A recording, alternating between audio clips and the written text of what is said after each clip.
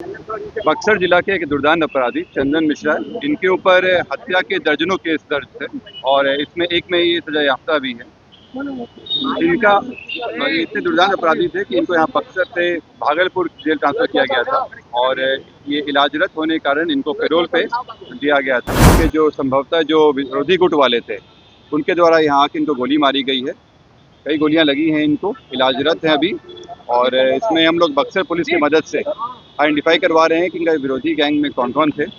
जो शूटर थे उनका चेहरा हम लोग फोटो मिल गया है। ये गोलियों के जो लगने की संख्या ये पोस्टमार्टम से क्लियर होगा, लेकिन ये क्लियर है कि कई राउंड गोलियां चली हैं। जो फुटेज है उसके हम लोग अवलोकन करके इसमें पता कर रहे हैं। तो उनका 2 मोटरसाइकिल से लोग आए थे, यहाँ पे थे, उनसे पूछताछ चल रही है कि कैसे वो आए, बिना जांच के, बिना रोक टोक के वो चले गए। खबर राजधानी पटना से आ रही है। आपको बता दें कि बेखौफ अपराधियों ने राजधानी पटना में एक निजी नर्सिंग होम में घुस करके गोली मारी है। आपको बता दें कि पूरी तरीके से अब सवालिया निशान जो अस्पताल के प्रशासन है और सुरक्षा व्यवस्था है उस पर है, क्योंकि सबसे बड़ी बात यह है कि जो अस्पताल के प्रशासन है वह किसी भी मीडिया कर्मी को अंदर जाने से मना कर दिया जा रहा है। और हालांकि अपराधी 4 से 5 की संख्या में आते हैं और दूसरे तल्ले पे 209 नंबर कमरे में घुस करके ताबड़तोड़ गोलियां बरसाते हैं। लेकिन सबसे बड़ा सवाल यह उठता है कि राजधानी पटना में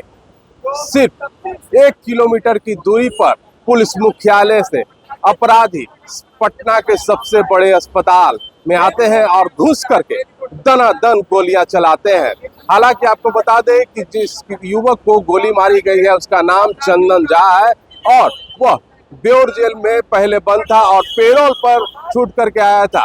काफी तबीयत खराब होने के पश्चात उसके परिजनों के द्वारा यहाँ उसे एडमिट किया गया था। हालांकि उसकी तबीयत काफी खराब होने के वजह से उसकी इलाज इसी अस्पताल में चल रही थी। अस्पताल में इलाज चलने के दौरान ही अपराधियों के द्वारा गोली मारी जाती है। चंदन मिश्रा नाम के एक दुर्दांत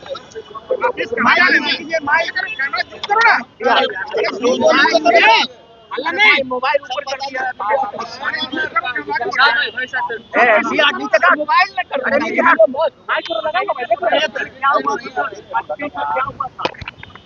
बक्सर जिला के एक दुर्दांत अपराधी चंदन मिश्रा,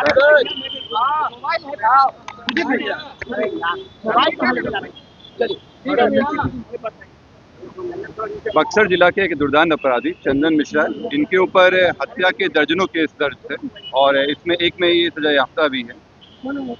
इनका ये इतने दुर्दांत अपराधी थे कि इनको यहाँ बक्सर से भागलपुर जेल ट्रांसफर किया गया था और ये इलाजरत होने के कारण इनको पैरोल पे दिया गया था। इसी में इलाज के क्रम में ये यहाँ भर्ती थे। भर्ती रहने में इनके जो संभवतः जो विरोधी गुट वाले थे उनके द्वारा यहाँ आके इनको गोली मारी गई है। कई गोलियां लगी हैं, इनको इलाजरत हैं अभी। और इसमें हम लोग बक्सर पुलिस की मदद से आइडेंटिफाई करवा रहे हैं कि इनका विरोधी गैंग में कौन कौन थे। जो शूटर थे उनका चेहरा हम लोग फोटो मिल गया है और हम लोग आइडेंटिफाई करवा रहे हैं। ये देखने से प्रतीत हो रहा है कि इनके जो चंदन शेरू गैंग हुआ करता था बक्सर में, उसी गैंग से संबंधित है। बक्सर पुलिस की मदद से हम लोग इनका जो विरोधी ग्रुप है उनके बारे में डिटेल्स निकलवा रहे हैं।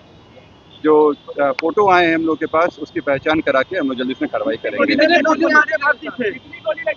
ये गोलियों के जो लगने की संख्या ये पोस्टमार्टम से क्लियर होगा, लेकिन ये क्लियर है कि कई राउंड गोलियां चली हैं।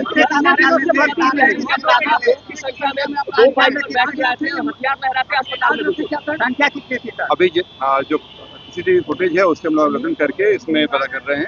तो उनका 2 मोटरसाइकिल से लोग आए थे।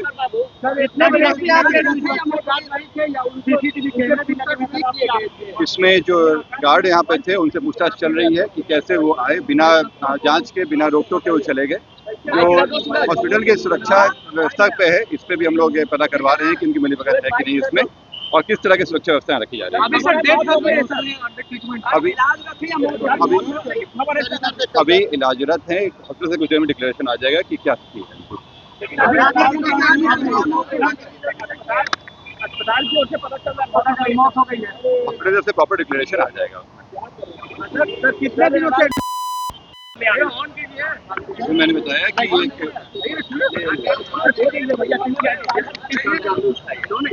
सर कितनी गोलियां लगी और अभी चंदन मिश्रा की क्या हालत है?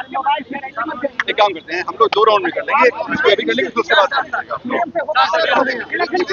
हम सेकंड राउंड भी कर लेंगे, 3 राउंड भी कर लेंगे।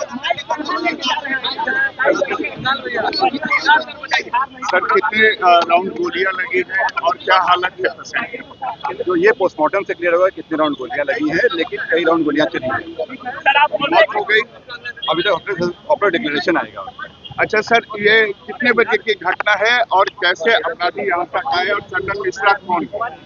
चंदन मिश्रा एक दुर्दांत अपराधी बक्सर के रहे, इनके ऊपर ये सजा याफ्ता भी है और इनके ऊपर दर्जनों से ज्यादा हत्या के केस है। इसके अलावा अन्य केस भी बक्सर और आरा में है। ये इनको जेल ट्रांसफर कराया गया था बक्सर से भागलपुर में ये इलाजरत होने के कारण इनको पैरोल मिला था, पैरोल में यहाँ आए थे।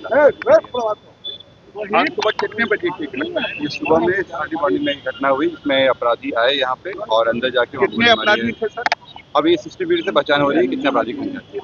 सिक्योरिटी में लैप्सेस या जिस तरह से लगातार अभी बिहार में घटनाएं हो रही है उसी का एक कड़ी है। देखिए, ये जैसे मैंने बताया कि ये पहले से दुर्दांत अपराधी रहे हैं और संभवतः वहाँ पे जो गैंग वॉर है उसी को लेकर हो सकता है ये अंदरूनी मामला भी हो सकता है, जिसमें हम लोग पता करवा रहे हैं। लेकिन जो शूटर आए थे उनका फोटो हम लोग को मिल गया है और बक्सर पुलिस की मदद से हम लोग आइडेंटिफाई करके उनको पहचान कर रहे हैं। भागने के क्रम में भी वो बक्सर जिला की तरफ भागे हैं। हम लोग कोशिश कर रहे हैं कि बच्चे की पता करें। कितनी गोली लगी सर? ये पोस्टमार्टम से क्लियर होगा, इनका ही राउंड गोलियां चली। सीसीटीवी में क्या दिख रहा है? खुलेआम हथियार लेकर अस्पताल में घुसे थे अपराधी? नहीं, ये हथियार लेके खुलेआम नहीं घूम रहे थे, ये वहाँ पे अपने कंसील करके वेपन लाए थे और उसमें अंदर जाके मारे। अंदर वार्ड में जाके गोली सिक्योरिटी वार्ड में मारी। ठीक है, थैंक यू। हो गया, हटिए। लेकिन सबसे बड़ा सवाल यह निशान उठता है कि राजधानी पटना के इतने बड़े अस्पताल में अपराधियों के द्वारा दनादन गोलियां चलाई जाती हैं और जो प्राइवेट गार्ड होते हैं वह क्या कर रहे थे, इस पर सबसे बड़ा सवाल उठता है। क्योंकि इस प्राइवेट अस्पताल में काफी संख्या में प्राइवेट बाउंसर भी रखे गए हैं और बाउंसर के साथ साथ यहाँ लाइसेंसी गार्ड भी रखे गए हैं जो कि पूरी तरीके से यहाँ की सुरक्षा व्यवस्था देखते हैं। हालांकि पटना पुलिस इस पूरी तरीके से अब जांच में जुट गई है।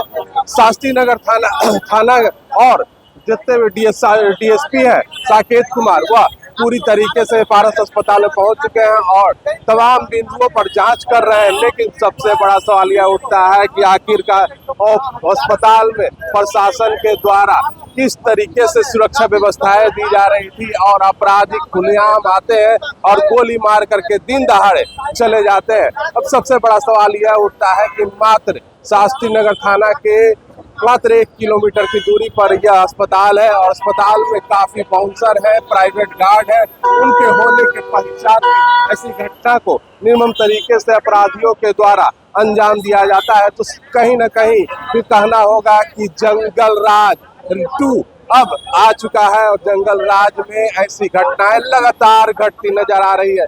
हालांकि आपको बता दें कि एडीजी हेडक्वार्टर कुंदन कृष्णन ने भी कल कहा था कि अपराधी जो होते हैं कि बरसात से पहले गोली चलाते हैं और पानी पड़ने के बाद अपराधी गोली चलाना छोड़ देते हैं। लेकिन ऐसी बातें नहीं हैं क्योंकि लगातार राजधानी पटना में गोलियों की बौछार की जा रही है और अपराधी खुलेआम घूमते नजर आ रहे हैं। पटना से NBC 24 के लिए अजय शर्मा की रिपोर्ट।